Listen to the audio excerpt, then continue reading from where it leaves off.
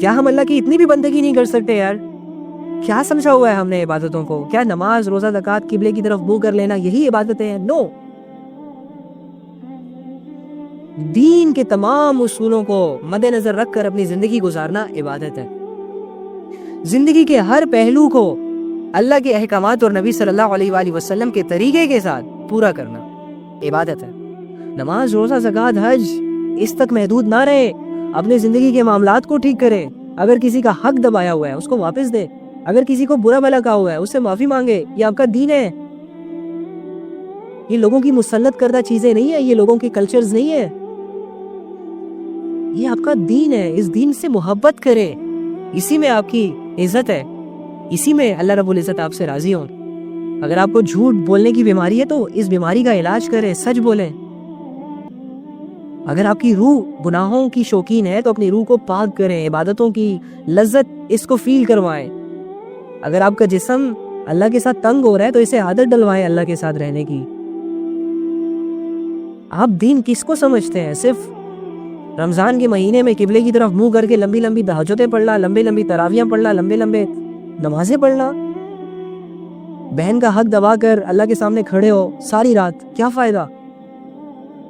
جھوٹ بول بول کر تم نے اپنے ایمان کو لو کر دیا، اپنے اندر کے شیطان کو بیدار کیا ہوا ہے، اور اسی زبان سے تم قرآن پڑھ رہے ہو، کیا فائدہ؟ تمہارے اندر کی دنیا ویران ہے. تمہارے اندر کوئی دین نہیں ہے، اور تم چند اسپیسیفک عبادتوں کو کر کے یہ سمجھ رہے ہو کہ میں نے دین کا حق ادا کر دیا. وہ دین جو قربانیوں سے ہم تک پہنچا ہے، وہ دین کے جس کے لیے صحابہ کی گردنیں کٹی، وہ دین جس کے لیے نبی صلی اللہ علیہ وآلہ وسلم کی بیٹیوں کو طلاقیں ہوئی، وہ دین جس کے لیے ہمارے نبی صلی اللہ علیہ وآلہ وسلم نے بھوک برداشت کی، جنگیں لڑی، زخم کھائے. کیا اس دین کا حق صرف یہی ہے کہ ہم نماز، روزہ، کلمہ اس تک ہی رہیں، آگے نہ بڑھیں، اپنے اخلاق کو ٹھیک نہ کریں، اپنے کردار کو ٹھیک نہ کریں، قرآن کو نہ پڑھیں؟ اور نماز کے ساتھ بھی تو ہم کھیل رہے ہیں یار. دین تو بچوں کا ایک کھلونا بن چکا ہے. جب دل چاہا کھیل لیا، جب دل چاہا چھوڑ دیا. اللہ تو ہمارے لیے معاذ اللہ ایک ایسی ذات بن چکی ہے کہ جو صرف پریشانیوں میں یاد آئے گی، خوشیوں میں تو ہم نے اسے بھلانا ہے. پھر ہم گلے شکوے کرتے ہیں. شکر کرو کہ تم پہ پریشانیاں آتی ہیں، شکر کرو کہ تم پر آزمائشیں آتی ہیں، شکر کرو کہ تم زندگی، اللہ رب العزت تمہیں زندگی کے ان سٹیجز سے گزارتا ہے جو تمہیں پسند نہیں ہوتے، اور تم نہ چاہتے ہوئے پھر اللہ کے پاس چلے جاتے ہو. اگر اللہ آج بھی تمہیں تمہاری سوچ کے مطابق اور تمہاری خواہش کے مطابق دنیا دے دینا تو تم 2 منٹ نہ لگے تمہیں اللہ کو بلا دینے میں. 2 سیکنڈ میں تم یہ سمجھ جاؤ، 2 سیکنڈ میں تم اپنے لیے یہ فیصلہ کر لو کہ مجھے اللہ کی کوئی ضرورت نہیں ہے. شکر کرو کہ اللہ تمہیں آزمائشوں میں مبتلا کرتا ہے. شکر کر میری بہن، میرے بھائی، کہ تو ایسے حالات سے گزرتا ہے کہ جو تمہیں پسند نہیں ہے، جس سے تو پریشان ہو جاتا ہے. شکر کر کے تیری زندگی میں ایسے 10-20 لوگ موجود ہیں جو تجھے ہرٹ کرتے ہیں، جو تجھے توڑتے ہیں. انہی کی وجہ سے تو تیری زبان اور تیرے دل سے اللہ کا ورڈ نکلتا ہے. انہی کی وجہ سے تو اپنے رب کو پکارتا ہے. اگر تجھ پہ ایسے حالات آنا بند ہو جائے نا تو 2 دنوں میں یہ کہہ دے کہ مجھے اللہ کی کوئی ضرورت نہیں ہے، میں اللہ کے بغیر بھی اپنی زندگی گزار سکتا ہوں. شکر کر، شکر، گلے شکوے نہیں کیا. اپنے رب سے لوئل ہو کر اپنی زندگی گزارے، اپنے رب کو اپنا رب مانے، اپنے رب کے فیصلوں پر راضی رہیں، اور دل سے اپنے اللہ کی تمام عبادتوں کو کریں. دل سے اپنے رب کی تمام عبادتوں کو کریں. میں ہاتھ جوڑ کر ریکویسٹ کر رہا ہوں کہ عبادتیں صرف نماز، روزہ، زکوٰۃ نہیں ہے، یہ تو فرض ہے، اس کو تو آپ نے کرنا ہی کرنا ہے. ارے آپ کا اصل امتحان تو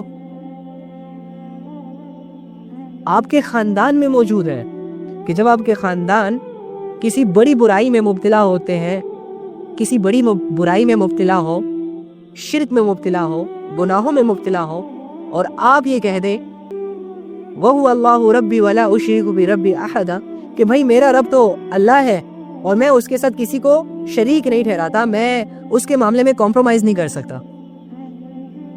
ارے آپ کا اصل امتحان تو یہاں ہے کہ آپ کو گناہ کرنے کا موقع مل رہا ہے اور آپ پیچھے ہو جائیں اور یہ کہیں کہ انی اخاف اللہ، مجھے اللہ کا ڈر ہے. ارے آپ کا اصل امتحان تو یہ ہے کہ آپ کے سامنے جھوٹ اور سچ آئے اور آپ جھوٹ کو چھوڑ کر سچ کا راستہ اختیار کریں. آپ کی زندگی میں تو بہت سارے امتحان ہیں جو آپ نے دینے ہیں، لیکن ابھی تک آپ نماز، روزہ، زکوٰۃ انہی میں کنفیوز ہیں۔ ارے بہت کچھ ہے کرنے کے لیے یار، بہت،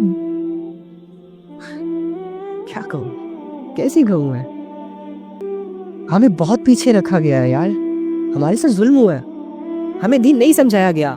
ہاں لوگوں نے ناانصافی کی ہے ہمیں دین کے معاملے میں ہمارے ساتھ، لیکن ہم نے اپنے اوپر بہت بڑا ظلم کیا، بہت بڑا ظلم کیا یار۔ جب میرے دل میں گاڑی کی خواہش پیدا ہو سکتی ہے یار، جب میرے دل میں شادی کی خواہش پیدا ہو سکتی ہے یار، جب میرے دل میں ایک اچھے گھر کی خواہش پیدا ہو سکتی ہے یار، جب میرے دل میں میرے لیے دنیا کی دولتوں، پیسوں کی لالچ کی سوچ اور خواہش پیدا ہو سکتی ہے، تو کیا اس دل میں دین پر چلنے کی خواہش پیدا نہیں ہو سکتی تھی؟ کیا اس دل میں اللہ رب العزت کی محبت کی خواہش پیدا نہیں ہو سکتی تھی؟ کیا اس دل میں اپنے آپ کی اصلاح کرنے کی خواہش نہیں پیدا ہو سکتی تھی؟ ہو سکتی تھی، ہم نے پیدا ہونے نہیں دیا ایسی خواہشوں کو اپنے دل میں۔ ہم لوگوں سے گلے شکوے کرتے ہیں کہ لوگوں نے ہمارے ساتھ برا کیا، ارے ہم نے اپنے ساتھ بہت برا کیا ہے، ہم نے اپنی زندگی خود برباد کی ہے۔ آپ زندگی کی بربادی کسے کہتے ہیں؟ جس کے پاس پیسے نہیں ہے کیا وہ برباد ہے؟ آپ مفلس، غریب انسان کسے کہتے ہیں؟ جس کے پاس رہنے کو گھر نہیں ہے، پہننے کو کپڑے نہیں ہے، کھانے کو کھانا نہیں ہے۔ آپ پرابلمز کیسے سمجھتے ہیں کہ آپ کو دنیا ویسے نہیں مل رہی جیسے کہ آپ کی خواہش ہے، جیسے کہ آپ کی طلب ہے؟ آپ کی اصل پریشانی تو یہ ہونی چاہیے کہ میرا اللہ مجھ سے راضی کیوں نہیں ہے۔ انسان کی سب سے بڑی ناکامی یہ ہے کہ وہ سب کچھ پا کر بھی اللہ کو نہیں پا رہا۔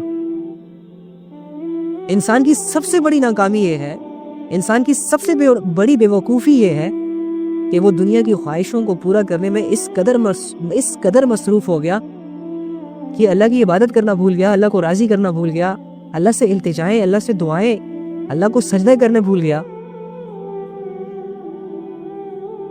ایک سب سے بڑا ناکام انسان تو یہ ہے کہ جس کو پتہ ہی نہیں ہے کہ میں اس دنیا میں کیوں آیا، کہ جس نے آج تک اپنے آپ سے یہ سوال ہی نہیں کیا کہ یار میری زندگی کا مقصد کیا ہے، جو نکل جاتا ہے اپنے لیے بڑی بڑی کامیابیوں کو اچیو کرنے کے لیے، لیکن کبھی نہیں نکلا گھر سے اس نیت سے کہ مجھے میرا اللہ مل جائے۔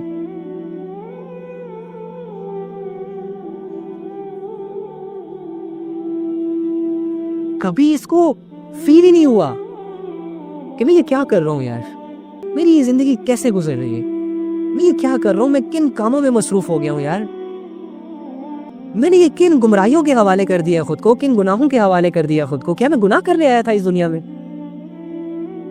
کیا میں ناچنے آیا تھا اس دنیا میں، گانے آیا تھا اس دنیا میں، زنا کرنے آیا تھا اس دنیا میں، کلبوں میں ناچنے کے لیے آیا تھا اس دنیا میں، گرل فرینڈز بنانے کے لیے آیا تھا اس دنیا میں؟ کیا میری زندگی کے مقاصد یہ ہیں؟ تو آپ کہیں گے نہیں، یہ تو مقصد ہی نہیں ہے۔ تو پھر تم بے وقوف ہو جو ان چیزوں میں لگ کر اپنا ٹائم ضائع کر رہے ہو۔ پیچھے کیوں نہیں ہوتے؟ اللہ کی طرف کیوں نہیں جاتے؟ گمراہیوں سے منہ موڑنا مشکل نہیں ہوتا، گمراہیوں کے حوالے کرنا خود کو مشکل ہوتا ہے۔ مشکل کام آسانی سے کر لیا جاتا ہے اور آسان کام مشکل سمجھا جاتا ہے۔ گناہوں سے توبہ کرنا تو بہت آسان ہے، ارادہ کرنا ہوتا ہے کہ بس آج کے بعد نہیں کرنا، دیٹس اٹ۔ اللہ رب العزت طاقت دے دیتے ہیں، ہمت دے دیتے ہیں، انسان کے گناہ اس سے دور کر دیتے ہیں۔ یار جو اللہ گناہ معاف کر سکتا ہے، کیا وہ اللہ تمہیں گناہوں سے دور نہیں کر سکتا؟ یار جو اللہ اس پوری زمین پر سمندروں کو اپنے رستے پر چلا سکتا ہے، سمندر کو یہ اجازت نہیں دے رہا کہ تم نے خشکی کی طرف آنا ہے اور قبیلے تباہ کرنے ہیں، تو کیا وہ اللہ تمہیں تمہارے صحیح رستے پر نہیں چلا سکتا؟ یار جو اللہ ان پہاڑوں کو زمین میں گاڑ سکتا ہے، کیا وہ رب تیرے دل میں ایمان کی شاخوں کو مضبوط نہیں کر سکتا، گاڑ نہیں سکتا؟ تم اپنے رب پہ بھروسہ تو کر کے دیکھو،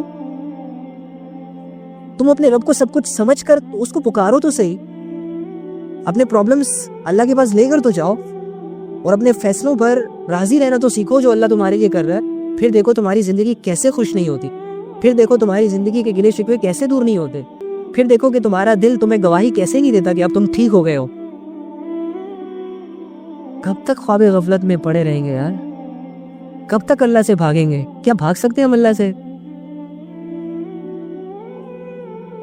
کدھر بھاگیں گے ہم؟ سمندر کی گہرائیاں کیا ہمیں اللہ سے چھپا دیں گی؟ پہاڑوں کی جسامت کیا ہمیں اللہ سے چھپا دیں گی؟ آسمان کی بلندیاں کیا اللہ سے ہمیں چھپا دیں گی؟ زمین کی گہرائیاں کیا ہمیں اللہ سے چھپا دیں گی؟ نہیں چھپ سکتے ہم اللہ سے. اللہ فرمانے وَهُوَ عَلِيمٌ بِذَاتِ الصُّدُورِ، تمہارے دلوں کے باتوں کو جانتا ہوں، بھیدوں کو جانتا ہوں، رازوں کو جانتا ہوں. اور اعمال جسے تم لوگوں سے نہیں چھپا سکتے، تم اللہ سے چھپانے کی بات کرتے ہو. وہ کیسے چھپاؤ گے تم اللہ سے؟ اتنے بڑے بڑے گھنونے اعمال، زنا جیسے عمل کو کیسے چھپاؤ گے اللہ سے؟ شراب جیسے عمل کو کیسے چھپاؤ گے اللہ سے؟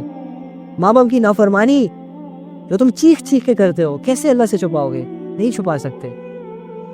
تو یاد رکھنا، اللہ فرما رہے ہیں أَفَحَسِبْتُمْ أَنَّمَا خَلَقْنَاكُمْ عَبَثًا وَأَنَّكُمْ إِلَيْنَا لَا تُرْجَعُونَ. الرٹ ہو جاؤ. کیا گمان کرتے ہو؟ ایوی پیدا کر دیے گئے ہو، جو کرو گے بس کرو گے، جو دل میں آئے گا وہ ہوگا. کوئی پوچھنے والا نہیں ہے تم سے، کوئی بدلہ دینے والا نہیں ہے تمہیں. تم کیا سمجھتے ہو؟ کسی کی بیٹی کی عزت رات کے اندھیرے میں نیلام کرو گے، اس کے باپ کو پتہ نہیں چلے گا تو وہ تم سے بدلہ نہیں لے پائے گا. تو معاذ اللہ تم اللہ سے بھی غافل ہو. کیا بدلہ اللہ نہیں لے گا تم سے اس بات کا؟ یہ میٹھی میٹھی باتوں میں جو تم بہلا پھسلا کر لڑکیوں کی عزتوں کو اچھالتے ہو، لوگ تمہارا کچھ نہیں کر پا رہے، تو کیا اللہ کا بھی ایسا ہی معاملہ ہوگا تمہارے ساتھ؟ وَأَنَّكُمْ إِلَيْنَا لَا تُرْجَعُونَ. تم کیا سمجھتے ہو اللہ کے پاس لوٹ کر نہیں جاؤ گے؟ اپنے عمل کا حساب کتاب اللہ کو نہیں دو گے؟ یہ جو لوگوں کو دھوکے دے کر، یہ جو لوگوں کی جائیدادوں پر قبضہ کر کے، اور یہ جو زمینوں پر قبضہ کر کے تم یہ سمجھتے ہو کہ میں بہت بڑا مافیا ہوں، میں بہت بڑا گینگ ہوں، لوگ میرا کچھ نہیں بگاڑ سکتے. وَأَنَّكُمْ إِلَيْنَا لَا تُرْجَعُونَ. تم اللہ کے پاس نہیں جاؤ گے؟ کیا سمجھتے ہو؟ کیا گمان کرتے ہو؟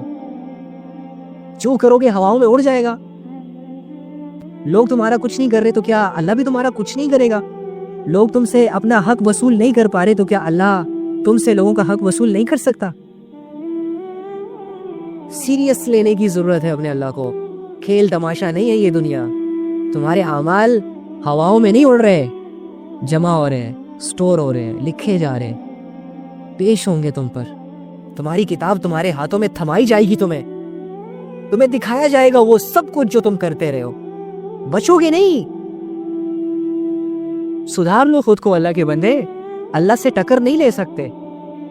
اگر اللہ کی پکڑ میں آ گئے تو کوئی فرشتہ، کوئی نبی، کوئی پیغمبر، کوئی ولی، کوئی اللہ کا بندہ تمہیں اللہ کے عذاب سے نہیں چھڑا پائے گا. اور اگر اللہ رب العزت نے تمہارے حق میں یہ فیصلہ کر دیا نا کہ تم کامیاب ہو، تو دنیا کا کوئی بھی طاقت تمہیں ناکام نہیں کر سکتی. یہ ہے تمہارا رب، اس نے تمہیں پیدا کیا ہے، یہ تمہیں دیکھ رہا ہے، یہ تمہیں موت دے گا. اس اللہ سے تم غافل ہو، اس اللہ کی تم نہیں مان رہے کہ جس کے اختیار میں، اقتدار میں ہولڈ ہے پوری کائنات کا. اللہ کے پاس بہت سارے فیکٹرز ہیں، کب، کیسے، کس کو کامیاب کر دے. اللہ کے لیے کچھ مشکل نہیں ہے. ہزاروں فیکٹر، لاکھوں، billions of billions, trillions of trillions, لامحدود انلیمیٹڈ فیکٹرز اللہ کے پاس موجود ہیں. کیا سمجھتے ہیں ہم اپنے اللہ کو یار؟ بہت بہت بہت لائٹ لیا ہوا ہے. اور پھر ہم انہی زبانوں سے کہتے ہیں ہم سے نمازیں نہیں پڑھی جا رہی، ہم سے گناہوں کو نہیں چھوڑا جا رہا، ہم سے اللہ کی عبادتیں نہیں ہو رہی، ہم سے یہ نہیں ہو رہا، ہم سے وہ نہیں ہو رہا. بردر، جب تم اللہ کو سمجھو گی نہیں تو تم سے کچھ نہیں ہوگا. تمہارا مسئلہ یہ نہیں ہے کہ تم سے نمازیں نہیں پڑھی جا رہی، تمہارا مسئلہ یہ نہیں ہے کہ تم سے نیک زندگی گزاری نہیں جا رہی. تمہارا پرابلم یہ ہے کہ تم اللہ کو جانتے ہی نہیں ہو. تم نے اللہ کو سیریس نہیں لیا ہوا، تم اللہ میں انٹرسٹڈ نہیں ہو، تم نے اپنے اللہ کو ضرورت نہیں سمجھا اپنا. ہاں، تم اللہ سے متاثر نہیں ہو، تم نے اللہ کی نشانیوں پر غور نہیں کیا. یہ ہے تمہارا مسئلہ. اس مسئلے کو سالو کرو، اس کا سولوشن تمہیں قرآن میں مل جائے گا. اللہ فرما رہے ہیں والذی، وہی ہے جس نے تمہیں پیدا کیا.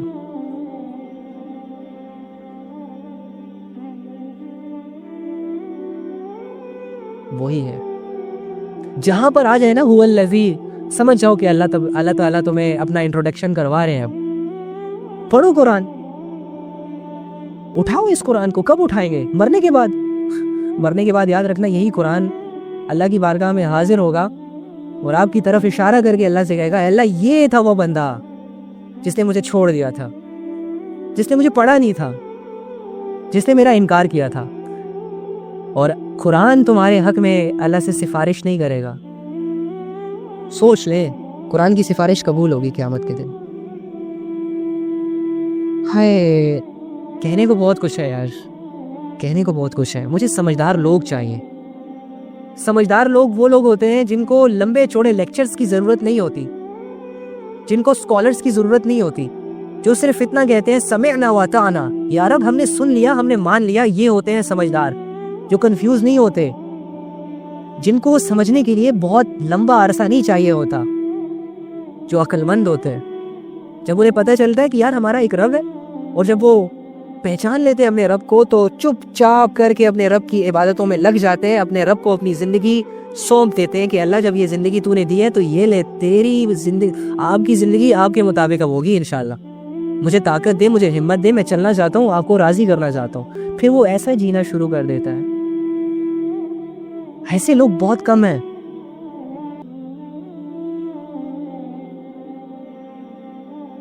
سبح للہ ما فی السماوات والارض. تمہاری عبادتوں کی ضرورت اللہ کو نہیں ہے. تم اپنی عبادتیں اپنے لیے کرتے ہو. اللہ کی عبادت کرنے کے لیے فرشتے رات دن اللہ کی تسبیح کر رہے ہیں. لیکن اس کا یہ مطلب بھی نہیں ہے کہ تم اللہ سے غافل ہو جاؤ. تم عبادت کرو گے اپنے لیے, تم اللہ سے التجا کرو گے اپنے لیے. تم اللہ کو متاثر نہیں کر سکتے اپنی عبادتوں سے. تمہاری عبادت سے اللہ کو کوئی بینیفٹ نہیں ہونے والا. ہاں البتہ اللہ کی عبادت کر کے تمہیں بینیفٹ ضرور ہوگا. سب سے بڑا بینیفٹ یہ ہوگا کہ جو ٹائم تم اللہ کی عبادت میں گزارو گے, اس ٹائم پیریڈ میں تم سے کوئی گناہ نہیں ہوگا. عبادت کا بینیفٹ یہ بھی ہے کہ جب تم اللہ کو اللہ مان کر اس کی عبادت کرو گے تو تمہارے دل میں سکون بھر دیا جائے گا, تمہیں حکمت عطا کی جائے گی, تمہیں تمہارے فیصلے اچھے طریقے سے کرنے کی صلاحیت دی جائے گی, تمہیں دنیا میں رہنے کے لیے وہ مقام عطا کیا جائے گا جو کہ عزتوں والا ہوتا ہے. عبادتیں تمہیں فائدہ دیں گی, اور تم عبادت کے بغیر زندگی نہیں گزار سکتے. تم کھانے پینے کے بغیر زندہ رہ سکتے ہو, لیکن عبادت تمہاری سب سے بڑی ضرورت ہے. اور تم کسی کی عبادت تبھی کرو گے نا جب اس کو جانو گے. میں کبھی کبھی حیران ہو جاتا ہوں یار, نان مسلمز اپنے جھوٹے خداؤں کی عبادت کر رہے ہیں, لیکن ایک مسلمان اپنے سچے خدا کی عبادت نہیں کر رہا. نان مسلم اپنی نیند قربان کر رہے ہیں, کن کے لیے؟ پتھروں کے لیے. لیکن ایک مسلمان اپنے حقیقی رب کے لیے اپنی نیندیں قربان نہیں کرنا چاہتا. نان مسلم امیدیں لگا رہے ہیں جھوٹے خداؤں سے,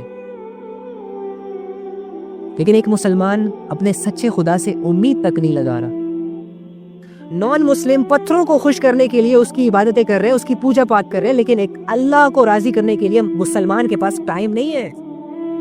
یہ لیٹے لیٹے بیٹھے بیٹھے ہنستے کھیلتے اپنے اللہ کو راضی کرنا چاہ رہا ہوتا ہے, اپنی منمانی گزار, اپنی منمانی زندگی رہا ہوتا ہے, اور چاہ یہ رہا ہوتا ہے کہ اللہ مجھ سے راضی ہو جائے. واہ یار, کیا زبردست کرائٹیریا ہے تمہارا.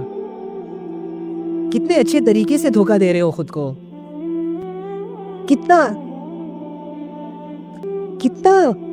مطلب کتنے بیسٹ وے سے تم اپنے آپ کو مطمئن کر دیتے ہو نا. جب ایک گناہ کرتے ہو تو تمہیں تو کچھ فیل ہی نہیں ہوتا, جب ایک عبادت چھوڑتے ہو تو تمہیں تو کچھ فیل ہی نہیں ہوتا. اپنے آپ کو کیسا مطمئن کر لیتے ہو, تمہارے سکون میں, تمہاری نیند میں کوئی خلل ہی نہیں پڑتا. یہ تو نان مسلمز ہیں میرے خیال سے, جن کے دل میں یہ یقین ہے کہ اگر ہم اپنی خداؤں کو راضی نہیں کریں گے تو ہمارا دنیا کا کوئی بھی کام نہیں بنے گا. اور ایک مسلمان کے دل میں یہ یقین ہی نہیں ہے کہ اگر ہم اللہ کو راضی کریں گے تو اللہ تعالیٰ ہمیں کامیاب کریں گے. مسلمان تو بس اللہ بڑا غفور و رحیم ہے والے کے کانسیپٹ سے لے کر اپنی زندگی گزار رہا ہے. یاد رکھنا, اللہ رب العزت غفور و رحیم ضرور ہے, لیکن ان کے لیے ہے جو اللہ کی مانتے ہیں. کیا آپ ابو جہل کے لیے کہہ سکتے ہیں کہ اللہ غفور و رحیم ہے؟ فرعون کے لیے اللہ غفور و رحیم ہے؟ قارون کے لیے اللہ غفور و رحیم ہے؟ کفار کے لیے اللہ غفور و رحیم ہے؟ جو اللہ کے ساتھ شرک کرتے ہیں, کیا اللہ ان کے لیے غفور و رحیم ہے؟ فرعون کے لیے جس نے خدائی دعویٰ کیا تھا, کیا اللہ اس کے لیے غفور و رحیم ہے؟ تم کہتے ہو اللہ غفور و رحیم ہے, تم زنا کرتے ہو کہتے ہو اللہ غفور و رحیم ہے, تم نماز چھوڑتے ہو کہتے ہو اللہ غفور و رحیم ہے, تم ماں باپ کو دھکے دیتے ہو, گالیاں دیتے ہو, اونچی اونچی آواز میں بات کرتے ہو, آگے سے کہتے ہو اللہ غفور و رحیم ہے. کیا سمجھتے ہو تم یار؟ مذاق بنایا ہوا ہے تم نے. ہاں اللہ غفور و رحیم ہے, کن کے لیے؟ موسیٰ علیہ السلام کے لیے. اللہ غفور و رحیم ہے کس کے لیے؟ مومنین کے لیے. اللہ غفور و رحیم ہے کس کے لیے؟ صحابہ کے لیے. اللہ غفور و رحیم ہے کس کے لیے؟ مسلمانوں کے لیے. کون سا مسلمان؟ مومن کسے کہتے ہیں؟ صحابہ نے کیا کیا تھا؟ موسیٰ نے کیا کیا تھا؟ مسلمان کیا کرتے ہیں؟ وہ جو اللہ کے فیصلوں پر راضی رہتے ہیں، اللہ ان کے لیے غفور الرحیم ہے۔ وہ جو اپنی منمانی زندگی کے بجائے اللہ رب العزت کے فیصلوں پر راضی رہتے ہیں، اللہ ان کے لیے غفور الرحیم ہے۔ وہ جو گناہوں کو کرنے کے بعد رو رو کر اللہ سے معافی مانگتے ہیں، اللہ ان کے لیے غفور الرحیم ہے۔